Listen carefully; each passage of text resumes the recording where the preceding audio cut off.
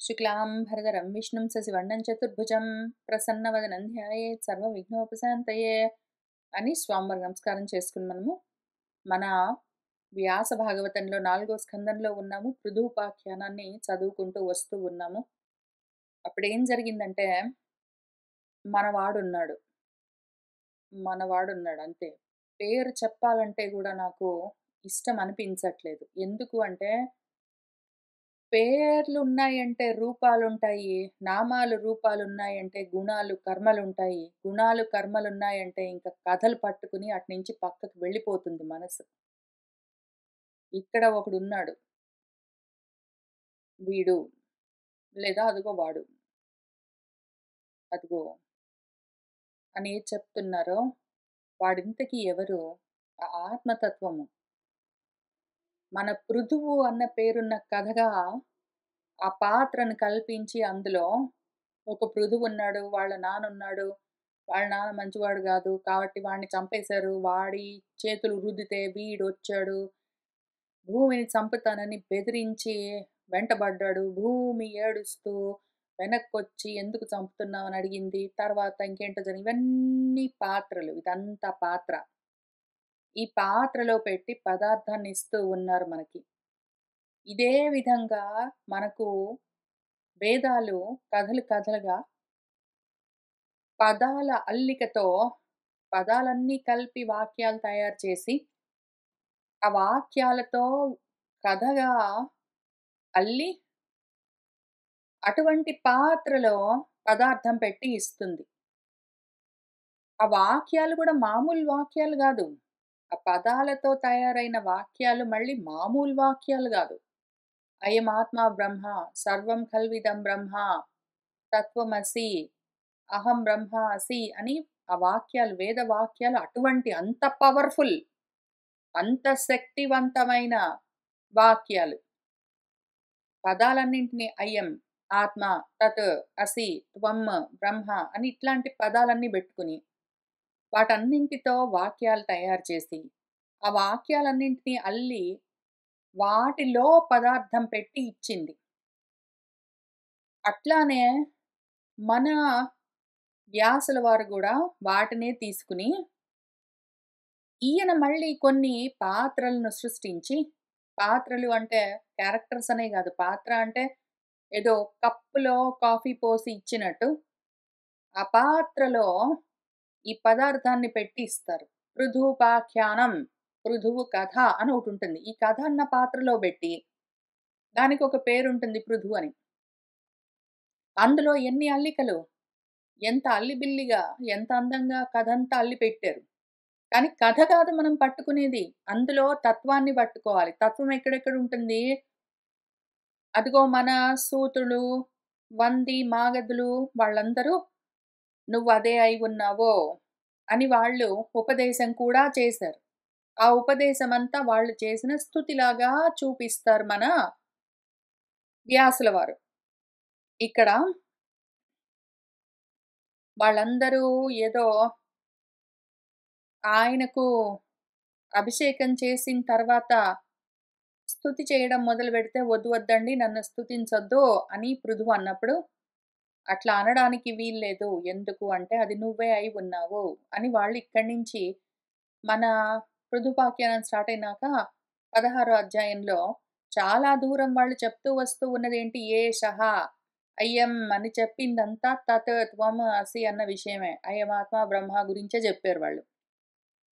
ఈ విధంగానే ఉంటుంది. మళ్ళీ తర్వాత మన ధర భూమి వెంటబడి తరుముతూ ఉంటే, ఆ భూమి గూడా నిలబడి, అది కూడా మళ్ళీ చాలా చెప్పింది. "నువ్వు అదే అయి ఉన్నావు" అని.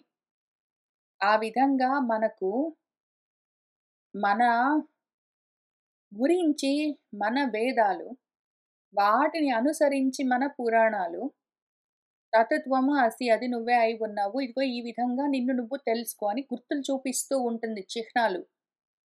ఆ ఆత్మ గురించిన గుణాలను వర్ణించి చెప్పిందంటే ఏమి, ఆ ఆత్మ గురించి చెప్తూ ఉన్న విషయం మొత్తం నా గురించే. తత్ ఆ ఆత్మ అన్నది తత్. త్వమసి నువ్వే, నువ్వే, నువ్వే, నువ్వే అని చెప్తుంటుందది. అవును నాకర్థమయ్యింది నేనే అని మనం తెలుసుకునేదాకా అది అట్లానే చెప్తుంది. ఆ తర్వాత ఇంక పురాణాలవసరం లేదు, వేదాలవసరం లేదు. మనం వేదాలను దాటిపోతామప్పుడు. ఆ విషయమే మనకు భగవద్గీతలో నిర్వేదం గంతాసి అని జెప్పారాయన. నిర్వేదాన్ని పొందుతావు. ఎప్పుడు పొందుతావు నిర్వేదాన్ని? వేదం మొత్తం అయిపోయిన తర్వాత. వేదన అంతా అంతమైపోయిన తర్వాత నువ్వు నిర్వేదం చెందుతావు. వేదము అంటే తెలుసుకోవడం అని అర్థం. వేదం అంటే తెలుసుకోవడం. ఆ వేదనము తెలుసుకోవడం అంతా అంతమైపోతే ఫినిష్ అయితే, ఎప్పుడు ఫినిష్ అవుతుంది? ఇదంతా నేనే, ఉన్నదంతా ఒకటే అది నేనే అని తెలుసుకోవడం అయింది అంటే, అంటే ఊరికే పదాలు తెలుసుకుంటే, ఆ పదాలకున్న అర్థాలు తెలుసుకుంటే, ఆ వాక్యాలు బట్టి వేస్తే, వాటిని అక్కడ ఇక్కడ కోటింగ్ చేస్తే గాదు. ఆ విషయం అర్థం అంటే పరమార్థంగా అంత మాత్రం నేనుగా మిగిలిపోయానంటే, వేదం అట్లా అయిందంటే, ఇంక మొత్తం అంతా అంతమైపోతుంది. ఇంక చదువుకోవడం, మళ్ళీ చదువు చెప్పడం, మళ్ళీ తెలుసుకోవడం, అర్థం చేసుకోవడం, మళ్ళీ వేదాలు, ఉపనిషత్తులు, శాస్త్రాలు, స్మృతులు, పురాణాలు ఇవన్నీ అవసరం ఎందుకుంటాయి అప్పుడు? వేదాన్ని దాటుతావు. ఇంక వేదంతో అవసరం లేదు. నిర్వేదం గంతాసి అని జెప్పారు. వేదం ఎంతవరకు? వేదాంతం వరకు. వేదం అంతమయిందంటే తెలుసుకోవడం అయిపోయిందంటే నిర్వేదం. నిర్వేదం ఏది? నీ స్వరూపం. ఎందుకు? తెలుసుకోవాల్సిన అవసరం లేదు. తెలుసుకోవడం, తెలుసుకునేవాడు, తెలుసుకునేది, జ్ఞాత, జ్ఞేయం, జ్ఞానం అనిన్నున్నాయా? ఉన్నది ఒక్కటే నువ్వే. అక్కడికి వెళ్ళాలి. అందుకోసం చెప్తూ ఉన్నారు. ఇంతకి సరే, చెప్పే విషయము పాత్రలోనే పెట్టి చెప్పాలి మరి. కాఫీ ఎట్లా ఇస్తారు? డైరెక్ట్‌గా నోట్లో పోస్తారా? చేతిలో పోస్తారా? కప్పులో పోసి ఇస్తారు. కావాలంటే డైరెక్ట్‌గా కాఫీ నోట్లో పోసినట్టు వీళ్ళు ఎవరైనా గురువులు మన చెవులో డైరెక్ట్‌గా ఈ విషయం చెప్పొచ్చు. అయినా కూడా పదాల్లోనే పెట్టి చెప్పాలి గదా! పదాలు లేకుండా పదార్థం ఎట్లా ఉంటుంది? కాబట్టే పాపం వాళ్ళు ఆ పదాలని అల్లుతూ ఉన్న సమయంలో ఏదో పేరు పెట్టాలి. ఏవో కర్మలు, ఏవో గుణాలు, ఏవో విశేషణాలు, ఏవో గుర్తులన్నీ చూపించాలి. కాబట్టి కథగా అల్లుతారు. అందుకని మనం ఏం చెయ్యాలంటే, వాళ్ళు కథలో పెట్టి తత్వం ఇస్తున్నారని తెలుసుకొని, కథను పట్టుకుని అందులోని విషయాన్ని గ్రహించాలి. కథ పక్కన బెట్టేయాలి. కప్పులో కాఫీ పోసి చేతికందిస్తే కప్పు పట్టుకుని, కాఫీ గ్రహించిన తర్వాత కప్పు పక్కన బెట్టేసినట్టు, వేదంలో విషయముంటుంది. విషయాన్ని పట్టుకున్నాక వేదాన్ని పక్కన బెట్టేయాలి. అట్లానే పురాణాల్లో తత్వముంటుంది. తత్వాన్ని పట్టుకుని పురాణాలు చెప్తున్న కథలను, పురాణాల్ని పక్కన బెట్టేయాలి. ముందు ఇనీషియల్‌గా పురాణాలు చెప్తున్న కథలని అర్థం చేసుకుంటూ పక్కన బెట్టుకుంటూ వెళ్ళాలి. చివరికి మొత్తం ఆ పురాణం ఏదున్నదో, పురాణము అంటే ఒకానొక సమయంలో ఉన్నది, ఒకానొక సమయంలో లేదు అని గాదు. ఎప్పుడూ ఉన్నది. దానికి వృద్ధి, క్షయము లేకుండా ఉన్నదేదున్నదో అది పురాణము. ఈ పురాణం గురించి మళ్ళీ మనకు విష్ణు సహస్రంలో గూడా నామమొచ్చినప్పుడు మన శంకర్ల వారు భాష్యంగా దాని అర్థాన్ని రాసిచ్చారు. పురాణం అని చెప్పినప్పుడు శాశ్వతః పురాణః అని చెప్తూ ఉన్న నామాల దగ్గర. శాశ్వతం అంటే ఏంటి? పురాణం అంటే ఏంటి? ఏమి అని చెప్తూ. ఆ విధంగా పురాణం అర్థమైందనుకోండి. అసలు ఆ తత్వం పురాణం తత్వం ఏదున్నదో అదర్థమైతే ఈ పురాణము మనం చదువుకుంటున్న భాగవత పురాణము, భారత పురాణము, రామాయణ పురాణం అవసరం లేదు. ఎప్పుడైతే ఆ వేదము తెలుసుకోవడం అన్నది లక్ష్యంగా అదే లక్షణంగా ఉన్నదేదున్నదో అది అర్థమైపోయిన తర్వాత ఇంక ఈ వేదాలు మనం చదువుకునే ఉపనిషత్తులు అవన్నీ అవసరం లేదు. అసలు ఆ ఉపనిషత్ ఉపసమీపే నిషత్ ఉన్నదేదున్నదో ఆ ఆత్మతత్వం తెలిసిన తర్వాత, ఈ ఉపనిషత్తు అన్న పుస్తకంతో మనకి ఇంక సంబంధం లేదు. అవసరం లేదు. అంతవరకు వీటితో మనకు అవసరం ఉంటుంది. కాబట్టి ముందు కథగా చూసుకుందాము. కథ పట్టుకుని అందులోని పదార్థాన్ని గ్రహించాలి. పదార్థం వదిలిపెట్టి పాత్ర మాత్రం పట్టుకోరాదు. కాఫీ వదిలిపెట్టి కప్పును మాత్రం మింగడానికి ప్రయత్నం చెయ్యరాదు. కథనొక్కదాన్ని పట్టుకుని విషయాన్ని పోగొట్టుకోరాదు. అట్లానే కథ దాంట్లో ఉన్న తత్వము 2 కలిపి పట్టుకోవడానికి గూడా కుదరదు. కప్పు, కాఫీ 2 ఒక్కసారి మింగలేము. అట్లా పనిచేయదది. పాత్రని వదిలిపెట్టాలి. దేన్ని వదిలిపెట్టాలి, దేన్ని పట్టుకోవాలి అని మనకి తెలియాలి. దాని పేరు విచక్షణ జ్ఞానము. కాబట్టి ముందైనా వెనకైనా మన వాళ్ళు కథలోనే పెట్టి ఇవ్వాలి. మరి ఏదో ఒక పాత్ర ఉండాలి గాబట్టి, కథగా పృథుపాఖ్యానం అన్న పాత్రలో పెట్టి విషయాన్ని చెప్తున్నారు. కథ చూద్దాము. కథలో ఉన్న పదార్థం మాత్రం వదిలిపెట్టకుండానే మనం వెళ్తూ ఉందాము. ఇంతకీ అప్పుడేం జరిగిందంటే,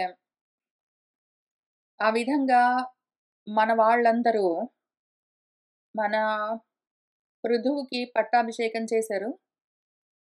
ఆ తర్వాత ప్రజలందరూ వచ్చి ఆయన దగ్గర చాలా నివేదనలన్నీ చేశారు. వాళ్ళు ఎంతో బాధల్లో ఉన్నారు. ఆకలితో అల్లాడుతూ ఉన్నారు. కాబట్టి మా కష్టాన్ని తొలగించు మహారాజా అని చెప్పారు. మంచిది. నేను చేసేస్తానన్నాడిన. ఇది కష్టము. ఇందులో ఉన్న ప్రాబ్లమ్ ఏంటంటే, సరే మంచిదే పృథువు అభిషిక్తుడైన తర్వాత వాళ్ళందరూ వచ్చి అయ్యయ్యో! జఠరాగ్నితో తపించిపోతున్నాము రాజా! నువ్వు మాకు పతివి కదా! దాతవే నువ్వు మాకు అన్నాన్ని రాతవే ప్రయత్నం చెయ్యవే అని జెప్పారు. చెప్తే ఇంకప్పుడు మనవాడు పృథువు దీర్ఘం దధ్యౌ సుదీర్ఘంగా దధ్యౌ ఆయన ధ్యానం చేశాడు అని రాశారు. ఎంత దూరం వెళ్ళింది ఆయన ధ్యానము? ఇది కష్టము. తత్త్వం అసి అది నువ్వే అయి ఉన్నావు అని చెప్తే గూడా మన బుద్ధి ఎంత దూరం వెళ్తుంది? ఎంతో దూరం వెళ్ళదు. కార్యకారణ సంబంధాలు ఎట్లా చూడాలి మనము? పలాని కారణానికి ఈ కార్యము ఈ విధంగా జరిగింది అన్నప్పుడు కార్యం వెనకాల కారణమేమి అని చూసి దాని వెనకాల కారణమేమి, దాని వెనకాల కారణమేమి, దాని వెనకాల కారణమేమి అని ఎక్కడైతే అసలు కార్యము లేదు, కారణము లేదు అన్నీ ఆగిపోతాయో అక్కడి దాకా మూల కారణం దాకా వెళ్ళవలసి ఉంటుంది. ఏదైనా ధ్యానం చేసి నువ్వు ఆలోచన చేస్తున్నావంటే. మనవాడు అంత దీర్ఘంగా చేసినా గూడా ఎంత దూరం వెళ్ళాడు? ఎంతో దూరం వెళ్ళలేదు. ప్రజలు అన్నం లేక బాధపడుతూ ఉన్నాము. మాకేమైనా సొల్యూషన్ చూపించు, మార్గం చూపించు, బ్రతుకు తెరువు అంటే, ఈయనకేమి నిమిత్తం కారణం కనిపించింది? ఓహో! భూమి ఇవ్వట్లేదు అన్నము అని అర్థమైంది. ఓహో! భూమి ఇవ్వట్లేదు కాబట్టి వీళ్ళకి అన్నం లేదని అంత మాత్రం అర్థము పసిపిల్లవాడికి గూడా అవుతుంది. పంటలు పండకపోతేనే గదా అన్నం లేకుండా కరువు కాటకాలొచ్చేది. పెద్ద విషయం ఏంటి దానికి? ఈయన దీర్ఘం దధ్యౌ చేయవలసిన పనేముందక్కడ? ప్రతివాడికి అర్థమయ్యే విషయం. ఎందుకు బుద్ధి అంత వ్యాపించలేదు? ఆయన పరిచ్ఛిన్నుడై ఉన్నాడు. వాళ్ళు అంత సుదీర్ఘంగా ఎక్స్‌ప్లెయిన్ చేశారు. అది నువ్వే అయి ఉన్నావు తత్వమసి అని పాపం మన వాళ్ళు ఎంత దూరం జెప్పారు. ఇంత దూరము ఈ 16 అధ్యాయంలో ఇంత దూరం అది నువ్వే అని చెప్తే గూడా ఎన్ని పద్యాల్లో వాళ్ళు ఎక్స్‌ప్లెయిన్ చేసినా గూడా మనవాడికి ఏమర్థమైంది? ఏమి అర్థం గాలేదు. పరిచ్ఛిన్నుడై ఉన్నాడు. జ్ఞానము చిన్నమై ఉన్నది. దానితో విచారణ చాలా దూరం సాగలేదు. బుద్ధి అంత విస్తరించలేదు. ఒకటి కనిపించింది. ప్రజలకు అన్నం లేదుట. ఎందుకు? పంటలు పండట్లేదు. అదిగో భూమి తప్పు అన్నాడు. ఇంక భూమి వెంటబడి వెళ్ళాడు. నేను చేసేస్తాను. ఏంటి నేను చేసేది? నేను చంపేస్తాను నిన్ను. నిన్ను చంపేస్తాను. నీలో నుంచి పిండుతాను. తర్వాత వీళ్ళందరికీ అన్నం పెడతాను. తర్వాత నేనే నా యోగ బలంతో వీళ్ళని నిలబెడతాను. చేస్తే చేసావు. ఎంత దూరం చేయగలవు? అది అవసరమా? అక్కడికే ఆగిందా? అసలు మూల కారణం చూడవలసిన పని లేదు? కాన్సిక్వెన్సెస్ చూసావా ఏమైనా? నిన్ను చంపేస్తాను, చంపి నీలో నుంచి పిండుతాను. ఏంటి నువ్వు పిండేది? రక్తాలు, మాంసాలొస్తాయి అందులో నుంచి పిండితే. ఏదో బంగారు గుడ్లు పెట్టే బాతొకటి దొరికిందంటే, అదిగో బంగారు గుడ్లు పెట్టే బాతు రోజు ఒక్క గుడ్డు పెడుతుంది అంటే, రోజు ఒక గుడ్డెందుకు? Time waste. దాన్ని కడుపులో నుంచే కదా ఇవన్నీ వచ్చేది. దాన్ని చంపి దానికి కడుపును ఓపెన్ చేసి చూసామంటే కడుపులోనే ఉంటాయి ఇవన్నీ. టకా టకా ఒకటేసారి గుడ్లన్నీ బయటికి తీసుకోవచ్చు అన్నట్టుంది. చంపితే ఏమవుతుంది? రక్తము, మాంసం అవే వస్తాయి బయటికి. ఏమి కాన్సిక్వెన్సెస్ పరిణామాలు ఆలోచించేది లేదు. ముందు వెనకాల చూసేది లేదు. మూల కారణం పట్టుకునేది లేదు. అంత దూరం అసలు ఆలోచన గూడా సాగలేదు. సుదీర్ఘంగా దధ్యవు చేసి ఏం చేశాడాయన? అదిగో వాళ్ళకన్నం లేదంటే భూమి ఇవ్వట్లేదు. ఇంతే నిమిత్తం ఇక్కడికి అయిపోయిందా? అన్నం లేదంటే ఎందుకు లేదు? భూమిలో పంటలు పండట్లేదు. ఎందుకు? ఏ కారణానికి పంటలు పండట్లేదు? వర్షాలు కురవకనా? లేదా ఇంకేమైనా కారణం ఉన్నదా? అని ఆలోచించి దానికి తగిన విధంగా ప్రయత్నాలు చేయవలసి ఉంటుంది. వర్షాలు కురిసి, అన్నాలు పండి, ప్రజలకు భోజనాలు దొరకడానికి ఒక పద్ధతి, ఒక ప్రణాళిక ఉన్నది. అన్నాద ఏవచ్చా అని మనకు ఈ విశ్వంలో ఒక రచన ఉన్నది. ఒక ప్రోగ్రామ్ ఉన్నది. ఒక ప్రోగ్రామ్ నడుస్తూ ఉన్నది. నువ్వు ఏమైనా తెలుసుకున్నావా దాని గురించి? ప్రగృహీత శరాసనః పట్టుకొని నువ్వు ఇంకా వెళ్ళిపోవడమే. యుద్ధాలకి వాటికి వీటికి చంపేస్తాననుకుంటూ. ఎందుకట్లా చేయడము? నేను చేసేస్తాను. నేను చేసేస్తాను. నేను చేసేస్తానన్న అహంకారము. నేను చేసేస్తాను అన్న అహంకారం ఉన్నప్పుడు ఏమవుతుంది? అహం కర్తా భావము. నేను కర్తను. నేను చేసేస్తాను అన్న అహంకర్త భావన ఉన్నంత వరకు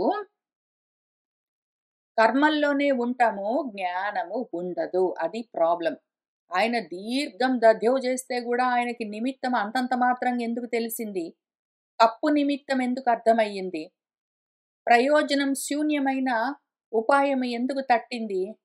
ఎందుకు అంటే అహం కర్త నేను చేసేస్తాను అని కర్మల్లోకి వెళ్ళిపోయాడు. కాబట్టి జ్ఞానం శూన్యమైపోయింది. పరిచ్ఛిన్నమైపోయిందది పూర్తిగా.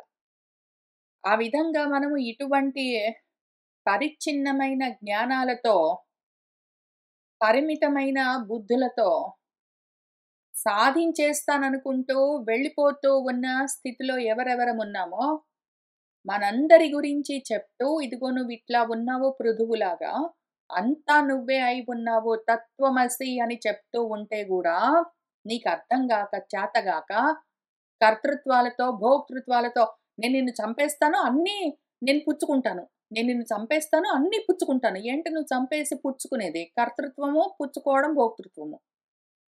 ఈ కర్తృత్వాలతో, భోక్తృత్వాలతో ఉన్నంత వరకు ఎంతమంది నీకు ఎన్ని సార్లు, ఎంత శ్రద్ధగా పసిపిల్లలకు చెప్పినట్టు తత్వమసి ఉపదేశాలు చేసినా గూడా, నీకు అర్థమే కాదు, ప్రయోజనం ఉండదు అని చూపించడం కోసమే వాళ్ళందరూ అంతగా ఉపదేశం చేశారు. మళ్ళీ మన వాడికి అర్థం కాకపోవడానికి కారణం అది.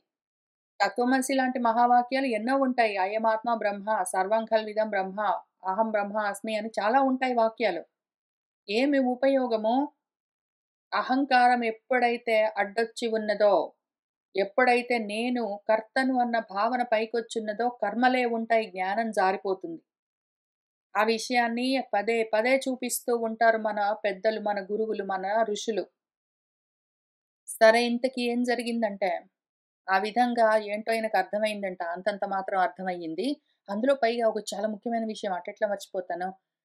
సో, పంటలు పండక ప్రజలందరూ ఆకలికి ఎందుకు అలమటిస్తున్నారో, అంటే మన ధరణి ముందు నేను కూడా నీ చేత పాలింపబడవలసిన దాన్ని అని చాలా చెప్పింది. చెప్తే గూడా ఆయనకర్థం గాలేదు. కోపంగా ఉండేసరికి, ఇదిగో వసుధా నిన్ను చంపేస్తానని ఆయనేంటో ప్రోగ్రామ్స్ అన్నీ బెట్టుకుంటే, ధర్మమూర్తివే నువ్వు, పరమ పురుషుడివే, ఎందుకిట్లా చేస్తున్నావు అన్నా గూడా ఆయనకర్థం గాలేదు. దాంతో మన ధర తర్వాత అదే ఏం జెప్పిందంటే, నీకు నేనే చెప్తాను సలహా. కొత్తగా ఇటువంటి పద్ధతులన్నీ పెట్టుకోకు. నువ్వేం చెయ్యి అంటే అని ఒక సలహా చెప్పింది. ఈ సలహా ఈయనకి తెలీదా? ఈయనకు గూడా తెలుసు. ఈయనేం జెప్పాడు? ధర నేను నిన్ను చంపేస్తాను వసుధా. ఎందుకు అంటే, ఇదిగో నువ్వు నన్ను అవజ్ఞ చేస్తున్నావు. నన్ను పట్టించుకోవట్లేదు. స్వయంభువుడు ఇంతకు ముందు ఓషధులన్నింటినీ, అన్నాన్ని సృష్టించి నీలో ఉంచితే నువ్వు నాకివ్వట్లేదు అని అన్నాడు. అవును. నిజమే. ఈయనకి తెలీదా విషయము? తెలుసు ఆయనకు గూడా. ఎందుకు సృష్టించాడని ఆలోచించాడా కానీ స్వయంభువు అన్నాన్ని సృష్టించి నీలో నిలిపితే నువ్వు నాకది ఇవ్వట్లేదు అని దాన్ని బెదిరిస్తున్నాడు భూమిని గాని, ఎందుకివ్వట్లేదు భూమి అని ఆలోచించాడా? దానికి సైకిల్ కట్ చేసాడక్కడ. ఆ సైకిల్ చూసుకుందాము. ఊరుకుంటామేంటి? ఇంత చదువుకుంటున్నాం మనము. మనము ఈ విధంగా పరిచ్ఛిన్నమైన బుద్ధితో ఉన్న మృదువులము గాదు గదా! మళ్ళీ ఈయనకి గూడా అర్థమైన విషయమే మన భూమి గూడా చెప్తూ, నువ్వన్నట్టే ఇంతకు ముందు బ్రహ్మదేవుడు ఓషధులను సృష్టించి నాలో ఉంచితే ఎందుకు నేను వీళ్ళకివ్వట్లేదు? ఎందుకు? లోకమంతా చోరీభూతమయ్యింది. అసత్ పురుషులు, అధర్మాత్ములు అనుభవిస్తున్నారని చూసి, యజ్ఞార్థం సిద్ధం చేయబడ్డ ఈ అన్నాన్ని, ఈ సిద్ధాన్నాన్ని నేను అధర్మాత్ములకు ఇవ్వదలుచుకోలేదు, దొంగలకు ఇవ్వదలుచుకోలేదు అని చెప్పింది. ఈ విషయం ఆయనకి తెలిసిందా? బ్రహ్మదేవుడు భోజనాన్ని నీలో ఉంచితే నువ్వు నాకివ్వట్లేదని బెదిరిస్తున్నాడు గానీ, బ్రహ్మదేవుడు భోజనాన్ని ఎందుకు తయారు చేశాడు? ఎందుకు కల్పించాడు యజ్ఞార్థంగా? ఎవరి కోసము? ఏ విధంగా అవి బయటికొస్తాయి? అని ఆ మొత్తం సైకిల్ మిస్ అయ్యాడు. ఆయనకు కొంతే అర్థమైతుంది. చాలా మిస్ అయింది. అందుకని ఇదంతా ఉపదేశం చేయవలసి వచ్చింది. ఈ ఉపదేశాన్ని మన భగవంతుడు ఇంకొక చోట ఇంకా విస్తారంగా ఎక్స్‌ప్లెయిన్ చేశారు మనకు భగవద్గీతలో. దాన్ని చూద్దాము. లేకపోతే పృథు కథ, ఆ గోవు కథ, భూమి కథ అర్థం గాదు. మూడో అధ్యాయంలో కర్మయోగంలో ఆయనే చెప్పారు భగవంతుడిక్కడ. మళ్ళీ ఇవే విషయాలు మనకి ఎక్కడైనా, ఎప్పుడైనా మనం చదువుకుంటున్న ఉపనిషత్తుల్లో కనిపించినప్పుడు దాంతో కలిపి చూసుకుందాం. ఎందుకంటే వ్యాసుల వారు వేదోపనిషత్తుల్లో ఉన్న విషయాలని ఆయన పురాణాల్లో ఇట్లా మనకి ఇస్తూ వచ్చారు. కాబట్టి ఇప్పుడైతే భగవద్గీతలో ఎదురుగా ఉన్న విషయం చదువుకుందాము. మనకు ఉపనిషత్తులో, వేదంలో కనపడగానే అక్కడ మళ్ళీ చూసుకుందాము. అందుకనే ఇంత కష్టపడి అదే వ్యాసుల వారు ఈ భాగవతంలో ఈ పృథుపాఖ్యానాన్ని చెప్పాల్సొచ్చింది. ఇక్కడ ఈ శాస్త్రంలో, గీతా శాస్త్రంలో చెప్పిన విషయాన్నే ఈ పురాణంలో మళ్ళీ ఉపాఖ్యానంగా చెప్పవలసొచ్చింది. ఎందుకు అంటే శృతి, స్మృతి, పురాణం అని ఒక సిస్టమ్ ఉన్నది. శృతి అంటే వేదం చెప్పిన దాన్నే. స్మృతి అంటే ఇటువంటి శాస్త్రాలు చెప్తాయి. అందులో ఉన్న విషయాన్నే పురాణం ఎక్స్‌ప్లెయిన్ చేస్తుంది. శృతి సింపుల్‌గా చెప్తుంది వేదము. స్మృతి ఇట్లా పద్యాల్లో ఎక్స్‌ప్లెయిన్ చేస్తుంది మన శాస్త్రము. అయితే ఎగ్జాంపుల్స్ అవన్నీ ఇవ్వదు. మన పురాణము ఒక ఎగ్జాంపుల్ బెట్టి పృథు అని వాడున్నాడు. అప్పుడేం జరిగిందంటే, అన్నం లేక ప్రజలందరూ ఏడుస్తుంటే, ఈయనకేంటో అర్థమయ్యి బయలుదేరాడు అని కథగా చెప్తుంటుంది ఎగ్జాంపుల్‌తో సహా. కాబట్టి ముందు శాస్త్రం చూద్దాం. సహ యజ్ఞాః ప్రజాః సృష్ట్వా పురా ఉవాచ ప్రజాపతిః అనేన ప్రసవిష్యధ్వం ఏషః వః అస్తు ఇష్టకామధుక్.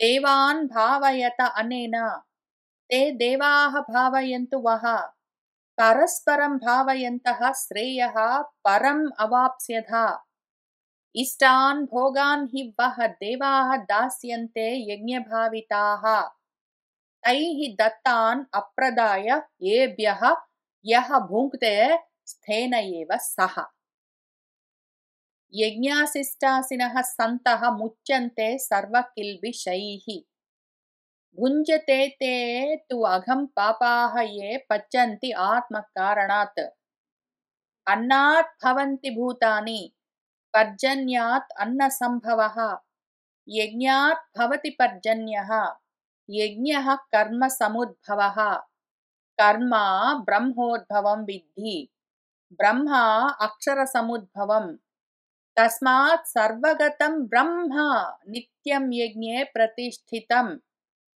एवं प्रवर्तितं चक्रं न अनुवर्तयति इह यः अघायुः ఇంద్రియారామః మోఘం పార్థ సహ జీవతి అని తిట్టారాయన.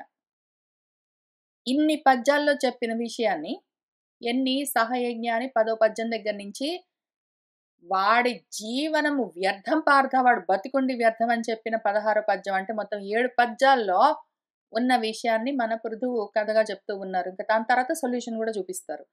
ముందు ఇక్కడ ఈ 7 శ్లోకాలు చూద్దాం. మనకు తెలియంది గాదు. ఈ భాగవతంలో పురా బ్రహ్మణ ఓషధయః సృష్టాః అని అదంతా ఏదుందో అదే. పురా ఇంతకు ముందు ప్రజాపతి అంటే బ్రహ్మ అని మనకు ఇక్కడ మన ధర చెప్తున్నది భూమి. అక్కడ పైన ఆయన స్వయంభూవుడు అని చెప్పాడు. మన భగవంతుడు ఇక్కడ ప్రజాపతి అన్నారు. ఏదైనా సరే ఒకటే విషయము. ప్రజాపతి ఇంతకు ముందు ప్రజలను సృష్టిస్తున్న సమయంలోనే యజ్ఞాలతో సహా సృష్టించారు. యజ్ఞాలను, ప్రజలను అంటే కర్మలను, ప్రజలను ఆ జన్మలతో ఉన్నవాళ్ళు ఏం చేస్తారు? కర్మలు చేస్తారు. కాబట్టి కర్మలను కలిపి సృష్టించి ఆయన ఏం చెప్పారంటే, "వహ మీరు అనేన వీటితో ఈ యజ్ఞాలతో ప్రసవిష్యధ్వం ఇష్ట కామ దుక్ ఇది మీకు ఈ విధంగా యజ్ఞాలు చేశారంటే మీ కోరిన కోరికలన్నీ తీరుతాయి. అట్లా మీరు బావుండండి అని జెప్పారు. తర్వాత దేవాన్ భావయత మీరు దేవతలను భావించండి, సంభావించండి. వాళ్ళని రెస్పెక్ట్ చేయండి.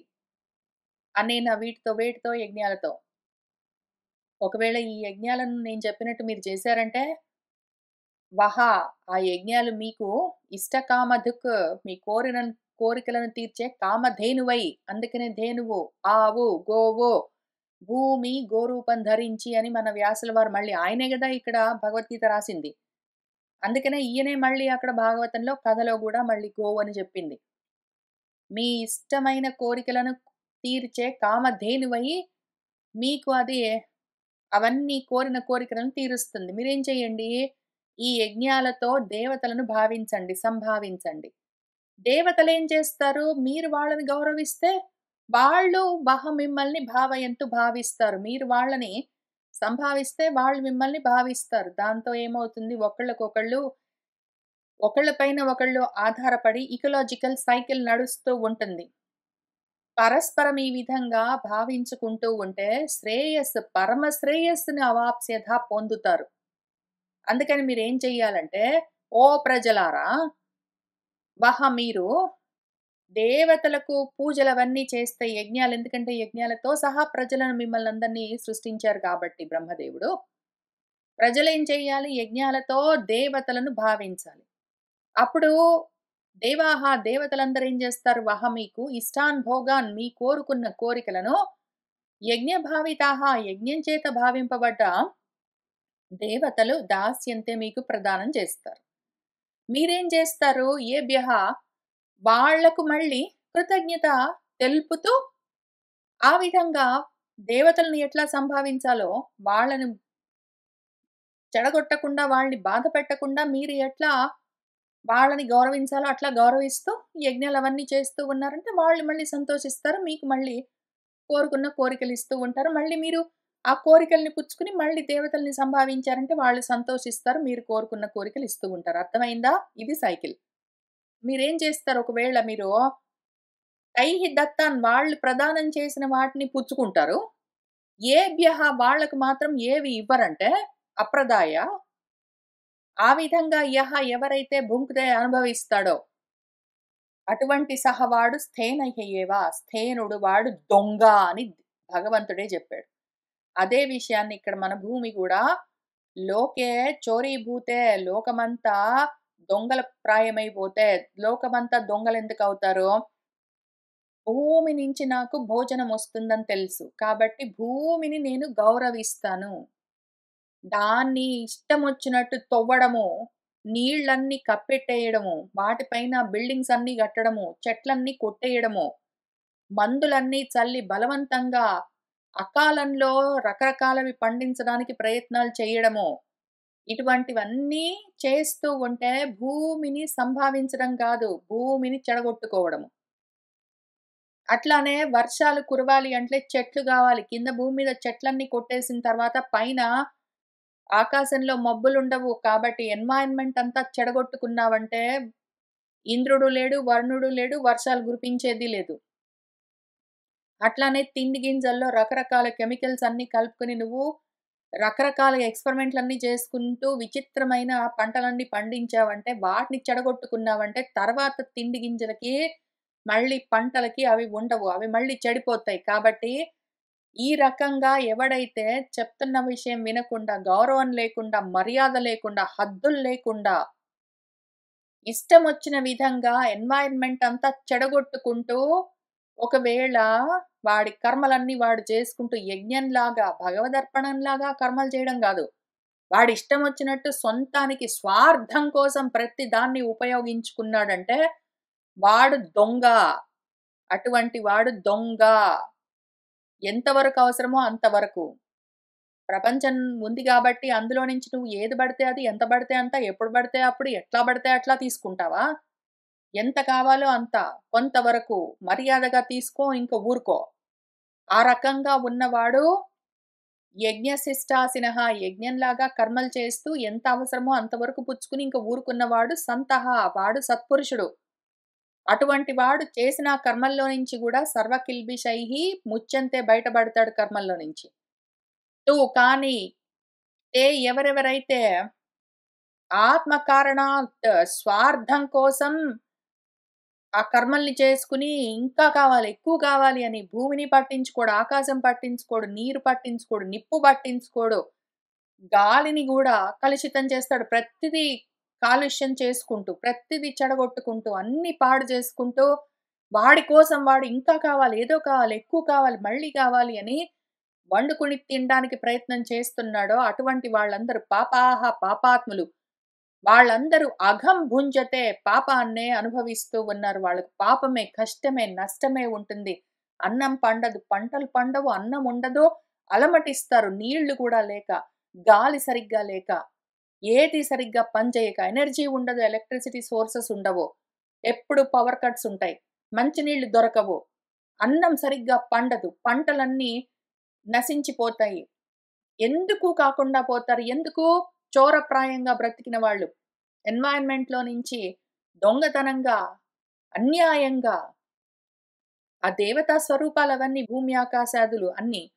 వాటిలో నుంచి ఎంత కావాలో అంత తీసుకోవడం మానేసి, సంభావించడం మానేసి అఘాయిత్యంగా ఎవరెవరైతే తీసుకుంటారో అఘాన్నే భుంజిస్తున్నారు వాళ్ళు అని ఆయన చెప్తూ, ఈ సైకిల్ ఒకటున్నది జాగ్రత్త.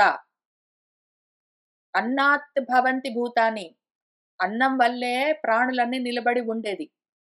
అయితే అన్నం దొరకట్లేదు కాబట్టి భూమిని చీల్చేస్తాను, తవ్వేస్తాను, ముక్కలు చేస్తాను, బద్దలు చేస్తానని బయలుదేరకు. అట్లా కాదు అది పనిచేసేది. పర్జన్యాత్ అన్న సంభవః. అన్నం ఎందుకు పండుతుంది అంటే వర్షం వల్ల.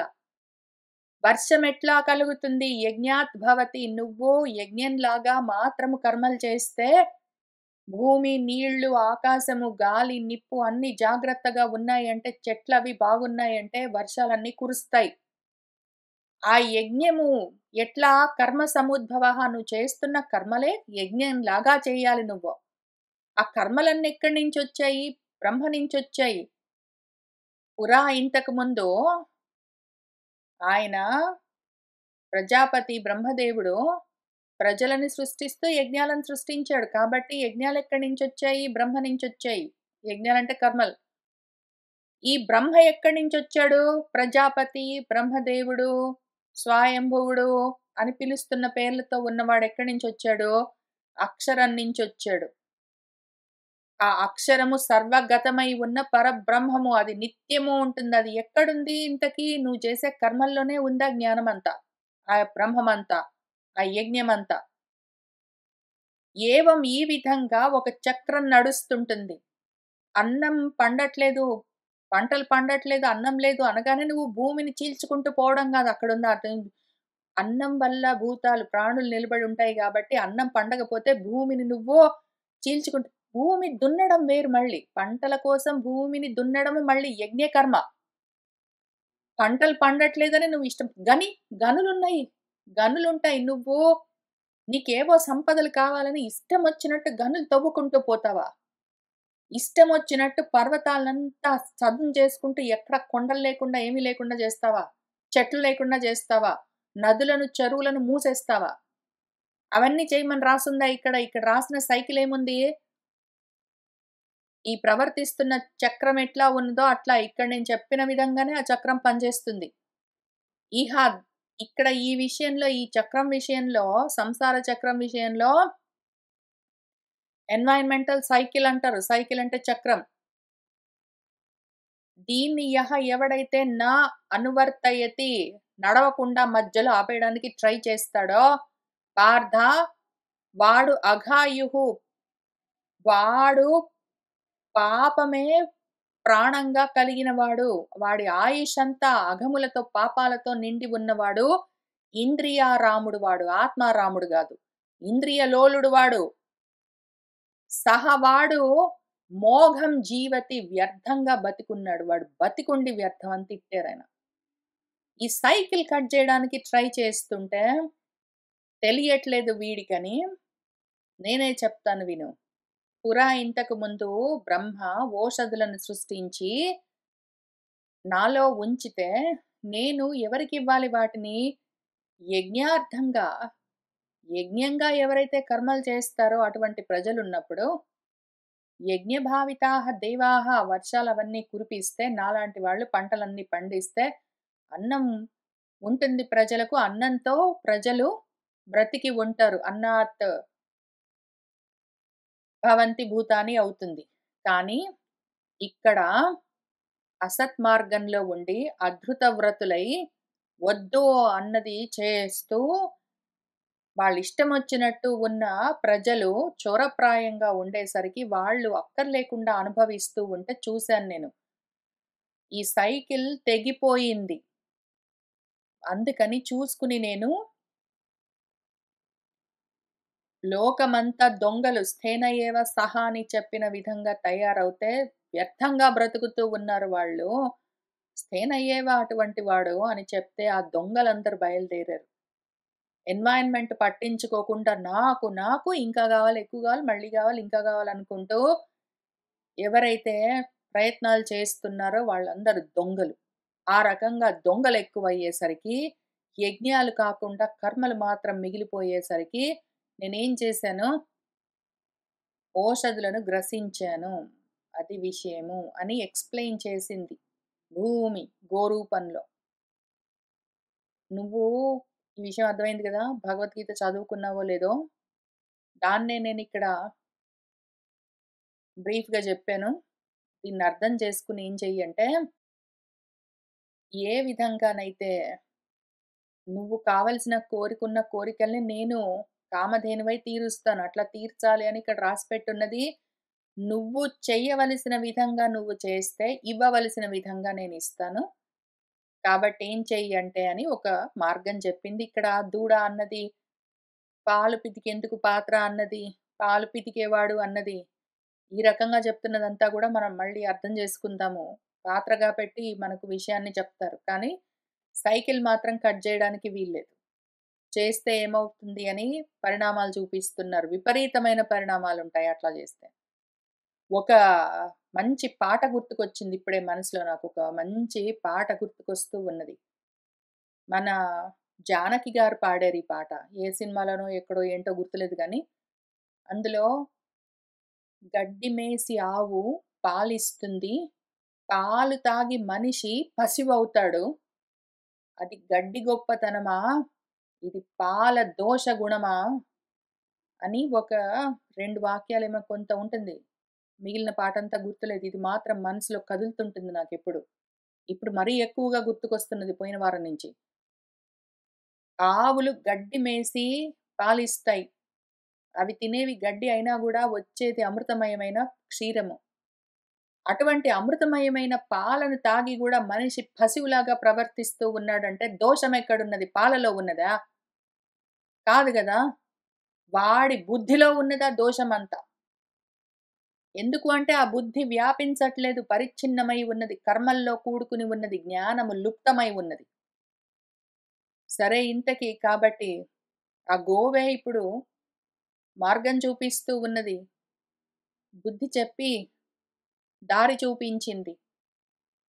అదేం చెప్పిందంటే, "వత్సం కల్పయ మే వీరా ఏనాహం వత్సలా తవ దోక్షే క్షీరమయాన్ కామాన్ అనురూపంచ దోహనం దోగ్ధారంచ మహాబాహో భూతానాం భూతభావన అన్నం ఈప్సితం ఊర్జస్వత్ భగవాన్ వాంఛతే యది."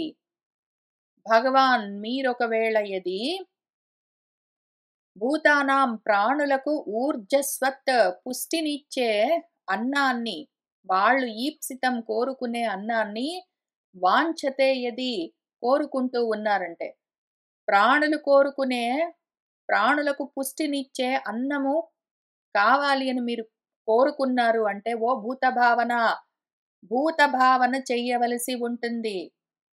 భూత భావన యజ్ఞభావితాః దేవాః అని చెప్పారు. దేవతలెవరు? పంచభూతాలు. వాటిని నువ్వు భావించవలసి ఉంటుంది. ఎప్పుడైతే నువ్వు ఆ విధంగా భావించావో, దేవాన్ నువ్వు భావయత భావించు. అప్పుడు దేవతలు నిన్ను భావిస్తారు. ఆ విధంగా పరస్పరం భావించుకోవాలి. ఒకళ్ళనొకళ్ళు సంభావించుకోవాలి సమ్యక్కుగా. యజ్ఞభావితాహ అయి ఉండాలి దేవతలు. కాబట్టి దేవతలెవరు? మన భూతాలు. పంచభూతాలన్నీ భావితమై ఉండాలి. ఆ విధంగా భావిస్తున్నావా నువ్వు? యజ్ఞ భావన, భావన చెయ్యే. కూర్చో. ఓ మహాబాహో! అందుకని, ఓ వీరుడా! నీ పరాక్రమము నన్ను బద్దలు గొట్టడానికి అదే మన రోజొక బంగారు గుడ్డు పెట్టే బాతుని కోసి కడుపులో నుంచి గుడ్లను తీస్తా అని అటువంటి పరాక్రమం పనికిరాదు. నీ పరాక్రమము సహనంలో ఉన్నది. వెయిట్ చెయ్యి. ప్రతిరోజు ఏది చెయ్యవలసి ఉన్నదో అట్లా ఆ బాతుకు గింజలన్నీ వెయ్యి. దాన్ని జాగ్రత్తగా చూసుకో. దాన్ని సరిగ్గా సంభావించు. దాన్ని కోసి ముక్కలు చేస్తే ఏమీ రాదు. ఆ బాతుని నువ్వు జాగ్రత్తగా సంభావన చేశావంటే, బాతు నిన్ను సంభావించి ప్రతిరోజు ఒక గుడ్డు పెడుతుంది. బంగారమో, వెండో, ఇత్తడో, రాగో, మణిమయమో, ముత్యమో ఏదో ఒకటి నువ్వు కోరుకున్నది. కాబట్టి నువ్వు నీ పరాక్రమమంతా కర్మలను యజ్ఞంగా చేయడంలో చూపించు. వీర్యం అంటే జ్ఞానము. జ్ఞానంతో కూడి ఉండు నువ్వు. భుజబలం గాదు కర్మలతో.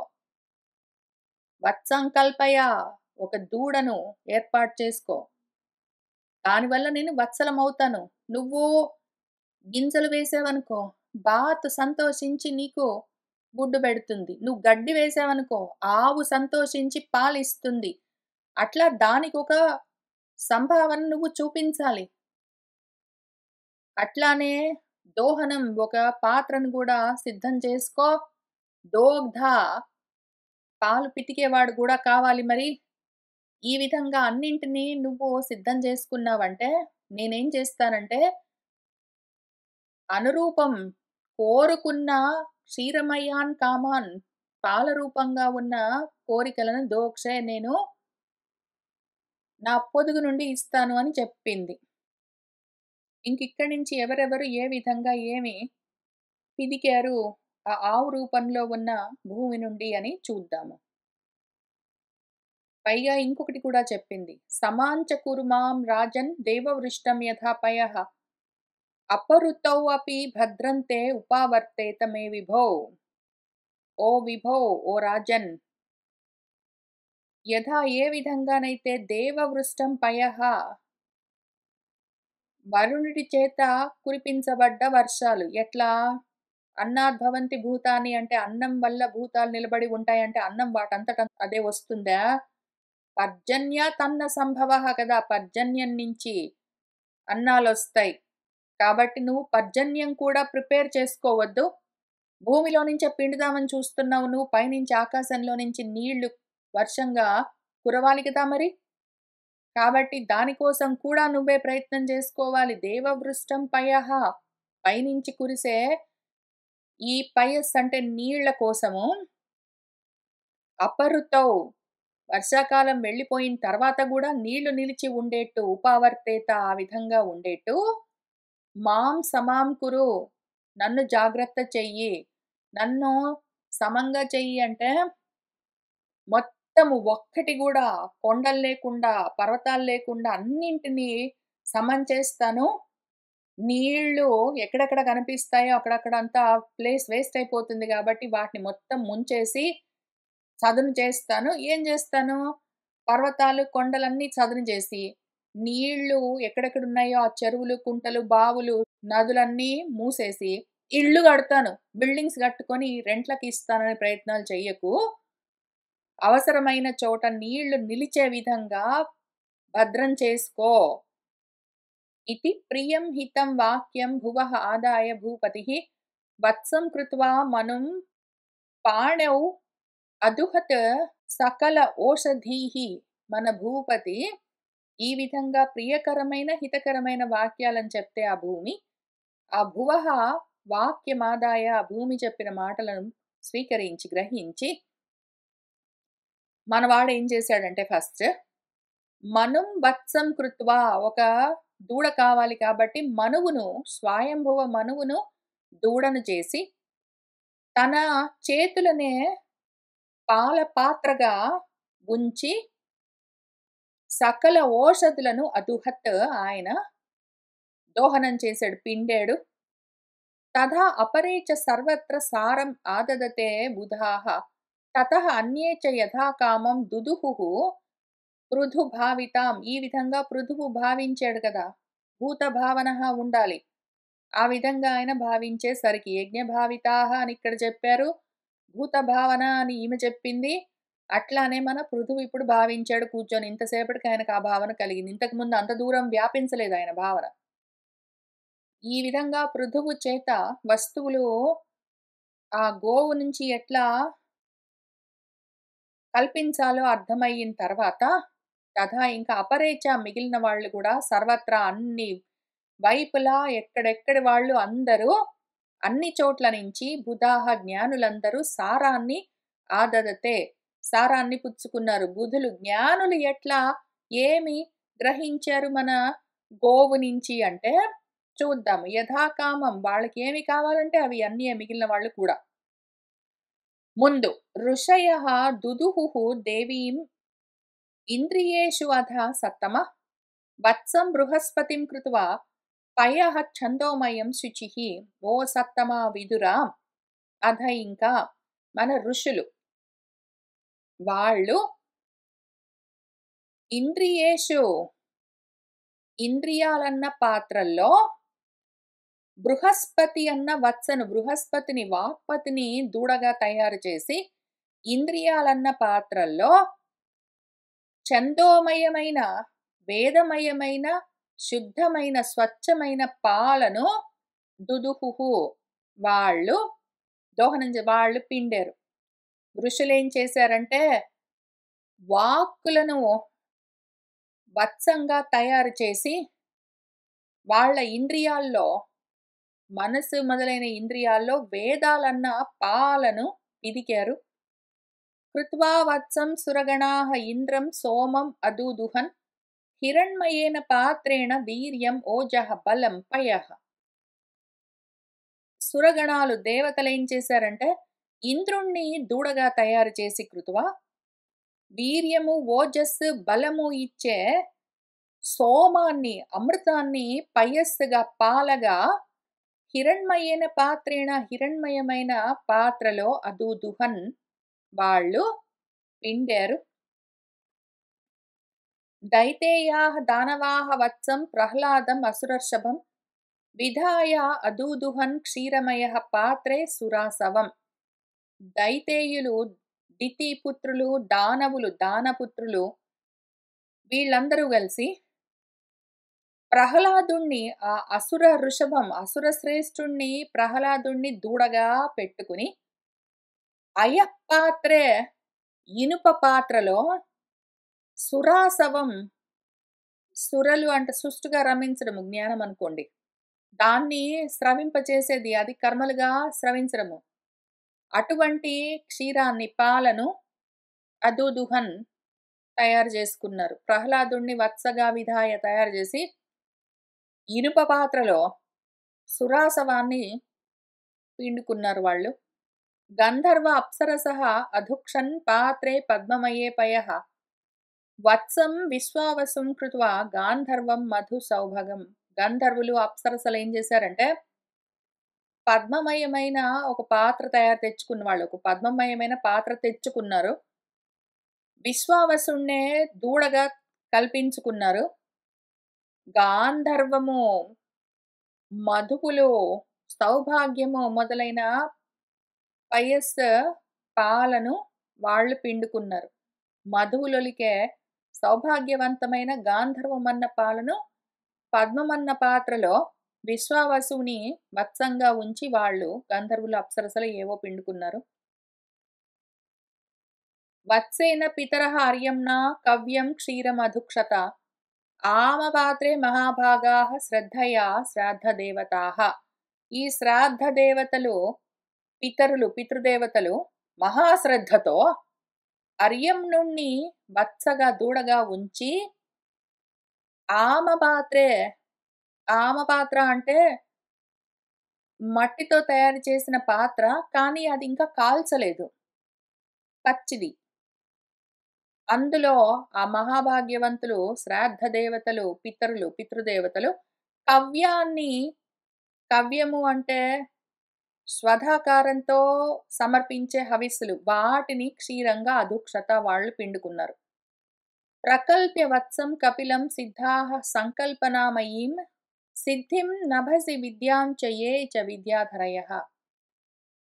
సిద్ధాః సిద్ధులేం చేశారంటే కపిలుణ్ణి దూడగా కల్పించుకుని ఆకాశాన్ని పాత్రగా తెచ్చుకుని సంకల్పనామయీం సంకల్పరూపమైన సిద్ధిని, సంకల్పమే సిద్ధిగా ఆ సిద్ధులు కపిలుణ్ణి వత్సంగా చేసుకుని ఆకాశమన్న పాత్రలో పొందారు. ఏ చ విద్యాధరయ, ఎవరైతే విద్యాధరులు ఉన్నారో వాళ్ళు, ఆదయ మిగిలిన వాళ్ళందరూ కూడా ఆకాశమన్న పాత్రలోనే విద్యను, వాళ్ళకి ఏ ఏ విద్యలు కావాలో విద్యలు ధరించే వాళ్లకు ఏ ఏ విద్యలు కావాలో వాళ్ళు వాటిని ధరించారు, పిండుకున్నారు. అన్యే చ మాయినః మాయాం అంతర్ధాన అద్భుత ఆత్మనాం మయం ప్రకల్ప్య వత్సంతే దుదుహుః ధారణామయీం. అన్య మిగిలిన వాళ్ళు మాయల వాళ్ళు ఉన్నారు. ఆంబీం బూం ఫట్ అని అప్పటికప్పుడు సృష్టించాలి ఏవైనా అని కోరుకునే వాళ్ళు ఉంటారు. అష్టసిద్ధులు అంటారు, ఏంటేంటో అంటారు. అవన్నీ కావాలని కోరుకున్న వాళ్ళు ఏదో మయుణ్ణి వత్సగా కల్పించుకుని ధారణామయీం, ధారణామయమైన, ధారణ అన్న పద్ధతిలో అద్భుతము అయిన రూపాలు, అంతర్ధానం అయిపోవడము లాంటి రకరకాల మాయలనే వాళ్ళు క్షీరంగా పొందారు. దుదుహుః. యక్ష రాక్షాంసి భూతాని పిశాచాః పిశితాసనాః భూతేశ వత్సాః దుదుహుః కపాలే క్షతజాసవం. యక్షులు, రాక్షసులు, భూతాలు, పిశాచులు, పిశితాసనులు అంటే మాంసాహారులు, వీళ్ళందరూ భూతేశుణ్ణి, ఈశ్వరుణ్ణి, శివుణ్ణి వత్సంగా ఉంచుకుని కపాలాన్నే పాత్రగా పెట్టుకుని, పాలపాత్రగా, క్షతజాసవం రక్తాన్నే పాలగా, దుదుహుః పిండుకున్నారు. తథా అహయః దంతస్యూకాః సర్పాః నాగాః చ తక్షకం విధాయ వత్సం దుహుదుహుః బిళపాత్రే విషంపయః. తథా అట్లానే అహి, దంతస్యూకము, సర్పము, నాగము అని రకరకాల పాములు, పడగలున్న పాములు, పడగలు లేని పాములు, కూరలున్న పాములు, కూరలు లేని పాములు, ఎన్నో రకాల పాములు ఉంటాయి. ఆ పాములన్నీ తక్షకుణ్ణి వత్సంగా కల్పించుకునే విధాయ బిళాలు, రంధ్రాలు అన్న పాత్రల్లో విషము అన్న పాలను దుదుహుః పిండుకున్నారు. పశవః యవసం క్షీరం వత్సం కృత్వా చ గోవృషం అరణ్యపాత్రే చ అధుక్షన్ మృగేంద్రేణ చ దంష్ట్రిణః. పశువులు అంటే సాధు జంతువులు గోవృషాన్ని, ఎద్దును వత్సంగా దూడగా ఉంచి యవసం గడ్డిని పాలగా పొందారు. అట్లానే పాత్ర ఏమి అంటే అరణ్యం, అరణ్యం అన్న పాత్రలో ఎద్దుని దూడగా చేసి సాధు పశువులన్నీ, సాధు జంతువులన్నీ గడ్డిని పాలగా, అన్నంగా అధుక్షన్ పొందితే మన మిగిలిన దంష్ట్రిణః క్రూర జంతువులన్నీ మృగేంద్రేణ ఒక సింహాన్ని వత్సంగా కృత్వా ఉంచుకుని క్రవ్యాదాః ప్రాణినః క్రవ్యం దుదుహుః స్వే కళేవరే. ఈ దంష్ట్రిణః కూరలతో ఉన్న క్రవ్యాదాః మాంసము తినే క్రూరమైన జంతువులేవున్నాయో ప్రాణులు, అవన్నీ కూడా ప్రాణుల యొక్క మాంసాన్ని భుజించే క్రూర జంతువులన్నీ కూడా స్వే కళేవరే వాటి సొంత శరీరాలనే పాత్రలుగా మృగేంద్రుణ్ణి, సింహాన్ని వత్సంగా ఉంచి క్రవ్యాన్ని, మాంసాన్నే వాళ్ళు, అవన్నీ కూడా ఆ క్రూర జంతువులు అన్నంగా దుదుహుః పిండుకున్నాయి. సుపర్ణవత్స విహగాః చరంచ అచరం ఏవచ. సుపర్ణము గరుత్మంతుణ్ణి దూడగా ఉంచుకుని విహగాలు, పక్షులన్నీ చరము అచరమైన వాటన్నింటినీ ఏవేవో అన్నంగా పుచ్చుకున్నాయి. వటవత్సాః వనస్పతయః పృథక్ రసమయం పయః గిరయః హిమవత్ వత్సా నానాధాతూన్ స్వసానుషు. వనస్పతయః చెట్లన్నీ, వటవత్స వటవృక్షము మర్రి చెట్టునే వత్సంగా దూడగా ఉంచుకుని పృథక్ రకరకాల రసమయమైన పాలన్నింటినీ పొందేయి. ఒక్కొక్క చెట్టుకి ఒక్కొక్కటి గావాలి. అవన్నీ రకరకాలుగా ఏవి గావాలో అవి పొందాయి. గిరయః కొండలు, పర్వతాలన్నీ హిమవత్ పర్వతాన్ని వత్సగా ఉంచుకుని రకరకాల ధాతువులను, గైరిక ధాతువులను వాటి యొక్క సానువుల్లో, చర్యల్లో పొందాయి. సర్వే స్వముఖ్య వత్సేన స్వే స్వే పాత్రే పృథక్ పయః సర్వకామ దుఘాం పృథ్వీం దుదుహుః పృథుపావితాం.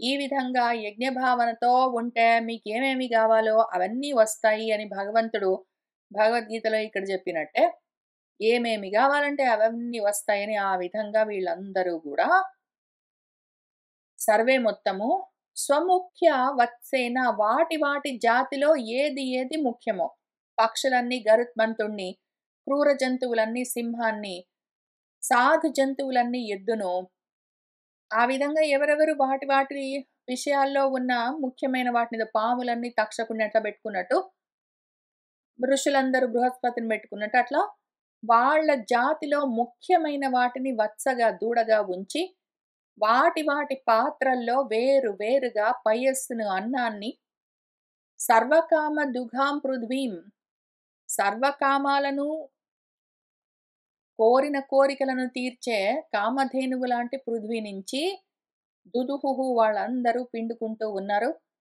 పిండితే పర్వాలేదు, భూమి ఎంతైనా పండిస్తుంది, ఎన్నైనా ఇస్తుంది, ఏవి కావాలంటే అవి ఇస్తుంది. కానీ జాగ్రత్తగా వాడుకుంటే వస్తూ ఉంటాయి.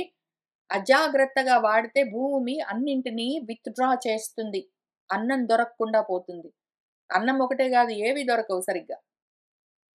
ఏవం పృథుఆదయః పృథ్వీం అన్నాదాః సు అన్నం ఆత్మనః దోహవత్సాదిభేదేన క్షీరభేదం కురుద్వః. ఓ కురుద్వః, కురువంశంలో జన్మించిన వాడా, ఓ విదురా, ఏవం ఈ విధంగా పృథువు ఆదయః పృథువు మొదలైన వాళ్ళందరూ గూడా ఈ పృథ్విని ఆ అన్నాదాహ అన్నాన్ని భుజించేవాళ్ళు, అన్నం అన్నాద ఏవచ్చ అని అందుకనే మనం చెప్పుకోవాల్సి వచ్చింది విష్ణు సహస్రనామంలోని నామాన్ని.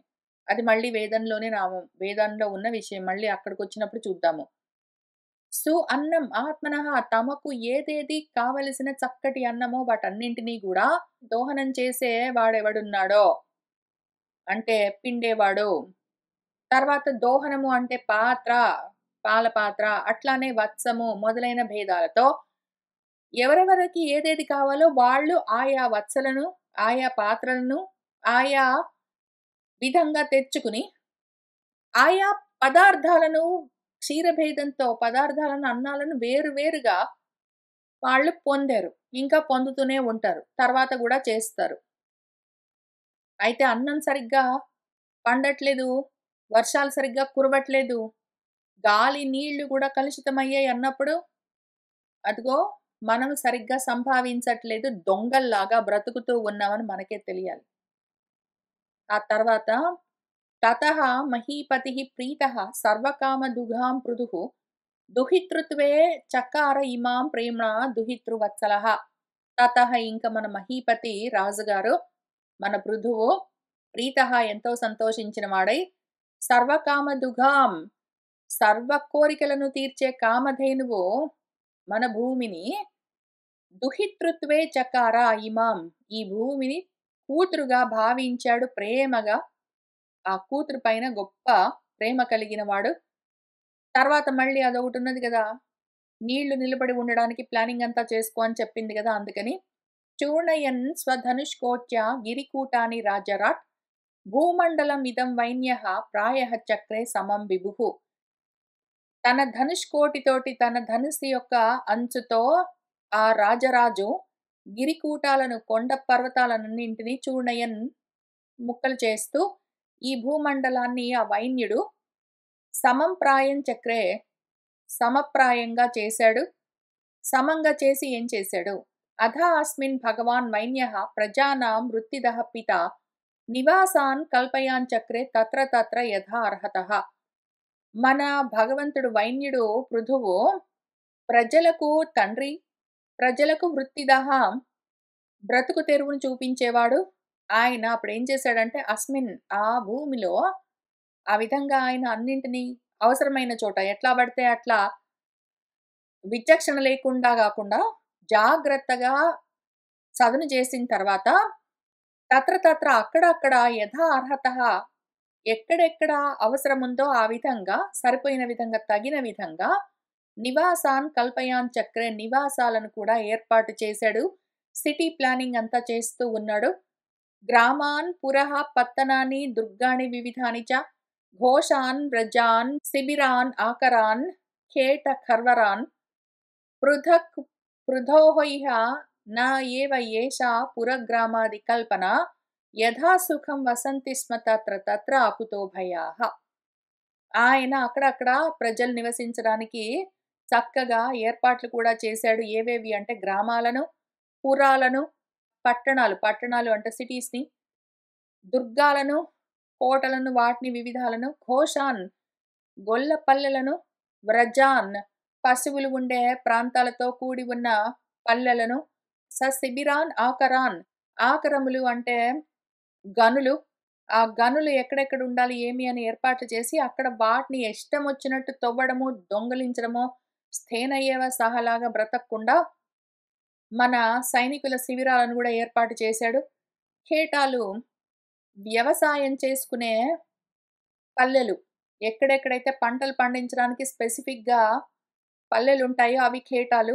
ఎక్కడెక్కడైతే పాల కోసమో, పసిపాలన కోసం ఉంటాయో అవి ఘోషాలు, వ్రజాలు.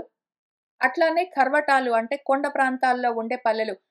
అడవుల్లో కొండల పైన ఏవేవైతే కుంకుడుకాయలు, చింతపండు అట్లాంటివి దొరుకుతాయో, అటువంటి వాటిని సేకరించి వాటిని సంతల్లో పెట్టి అమ్మడానికి వాటికి అక్కడ కర్వటాలను అంటే కొండ ప్రాంతాల్లో పల్లెలను ఏర్పాటు చేశాడు.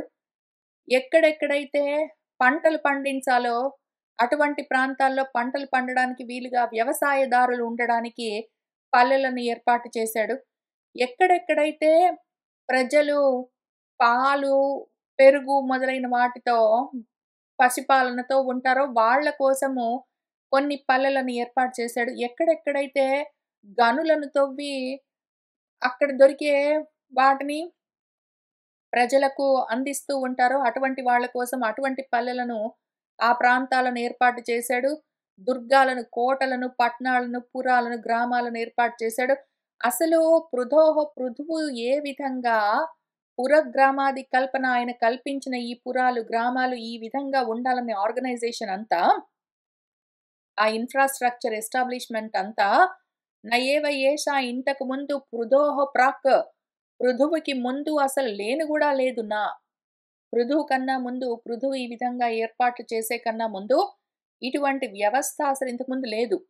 ఇంక ఇప్పుడు అవన్నీ కల్పించి ఆయన జాగ్రత్త చేసేసరికి తత్ర ఎక్కడ వాళ్ళక్కడ అకుతో భయాః ఏ భయము లేకుండా నిర్భయంగా అంటే మళ్ళీ విచ్చలవిడిగా వాళ్ళ ఇష్టం వచ్చినట్టు గాకుండా దేవతలు యజ్ఞభావితాః అయ్యే విధంగా వీళ్ళు యజ్ఞభావనులయ్యి చక్కగా సుఖంగా యథాసుఖంగా వసంతి స్మ నివసిస్తూ ఉన్నారట. ఇతి శ్రీమద్భాగవతే మహాపురాణే పారమహంస్యాం సంహితాయాం చతుర్థస్కందే పృథువిజయే అష్టాదశోధ్యాయః. ఇంకా తర్వాత ఏం జరిగిందని మళ్ళీ మనం వచ్చే వారం కలిసి కూర్చొని చదువుకుంటూ ముందుకు వెళ్దాం. ఇవాల్టికి ఇక్కడికి ఆపుతున్నాను.